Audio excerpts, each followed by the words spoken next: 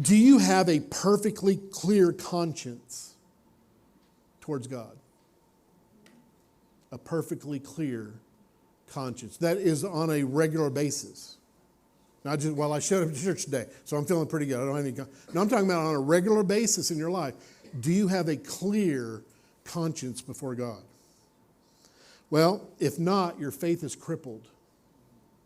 Your confidence in God is crippled when you feel there's guilt and condemnation in your life.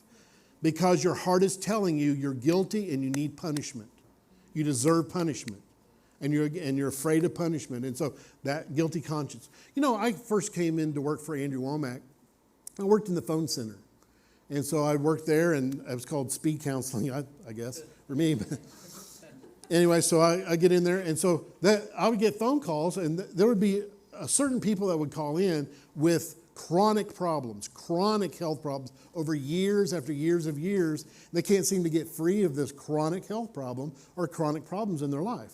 And so they would tell me the problem and something. So I minister the word to them, pray for them, feel like, oh, there's a breakthrough. They cried, everything was great. And then an hour later, they're on the phone again. I got them.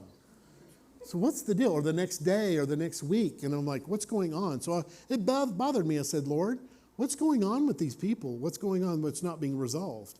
And the Lord told me, he says, on most of the cases, you're not dealing with the root. You're dealing with the fruit. You're just cutting on the surface, but the root hasn't been dealt with. It keeps coming back, keeps coming back. And I said, well, Father, what's the root? And he says, in these cases, the root is guilt and condemnation. Guilt and condemnation, because if your heart's condemning you, your heart is telling every cell of your body it needs to be punished. You don't want that, but condemnation is a guilty judgment of your heart saying, I'm guilty, I deserve punishment, and you are programming every cell of your body that you need and deserve to be punished.